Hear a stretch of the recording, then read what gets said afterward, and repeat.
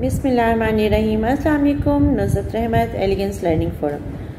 रमज़ान में बहुत कम प्रोग्राम किए और इसमें मेरी नालायकी कह सकते हैं, बट अभी मुझे एक बहुत अच्छी तहरीर और बहुत अच्छा मैसेज लगा कि मेरे ख्याल से अगर हम इस रमज़ान में इस मैसेज को, इन अल्फाज को समझ लें तो शायद हमारा यह हक अदा हो जाएगा कि हमने जो इबादतें, और क्योंकि बेसिकली अगर किसी की दिल आज़ारी से हम बच जाएं और कुछ ऐसी चीज़ अपने अंदर ऐड ऑन कर लें कि जिसको हम वाकई में अगर कहा जाए तो वैल्यू एडिशन की बात आती है। हमारे हाथों से अगर मोती बिखर जाएं तो उन्हें तो समेटा जा सकता है, लेकिन अगर हमारे अल्फाज से किसी की ज़ात बिखर जाए तो उसे समेटना बहुत मुश्किल है। I repeat my word again, हमारे हाथों से अगर मोती बिखर जाएं तो उन्हें तो समेटना आसान है, उन्हें समेटा जा सकता है।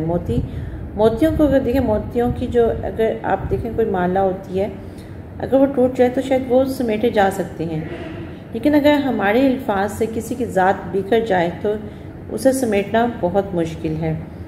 लिहाजा ज़िंदगी में कसम और कलम बहुत सोच समझ कर उठाना चाहिए, क्योंकि अल्फाज ही सब कुछ होते हैं।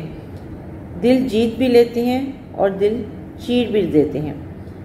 अगर अल्फाज का इस्तेमाल अच्छा हो तो ऐसे नहीं कहा जाता कि अल्फाज से ही आप किसी की ज़िंदगी को संवार भी देते हैं और किसी की ज़िंदगी को बखेर भी देते हैं। कुछ अल्फाज भारी और कुछ अल्फाज हल्के, कुछ कड़वे, कुछ मीठे, कुछ सच्चे, कुछ झूठे, कुछ गुर्बत का एहसास दिलाते हैं और कुछ दूरी का एहसास दिलाते हैं, कुछ अपना होने का एहसास दिलाते हैं और कुछ अल्फाज आपको किसी से दूर कर देते हैं, कुछ अल्फाज आपको पराया कर देते हैं। इसी तरह ऐसे अल्फाज का चुनाव करें जो आपके लिए और दूसरों के लिए खुशी का बाइस बने।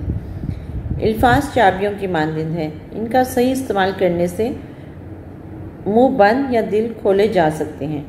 और अल्लाह ताला हम सबको तौफीक दे इस बार बरकत महीने के वजह से ही कि हम ऐसे अल्फाज का चुनाव करें, ऐसी चीज़ करें कि जिससे किसी की कोई दिल आज़ारी ना हो। नॉर्मली हम देखते हैं कि हम अपने बच्चों से, हम अपने बड़ों से भी जब बात कर रहे होते हैं तो हम कुछ ऐसे अल्फाज का इस्तेमाल कर लेते हैं कि जो किसी को तोड़ के रख देते हैं। तो हमें ये सोचना है कि क्या हमारे अल्फाज से किसी को हम हर्ट तो नहीं कर रहे,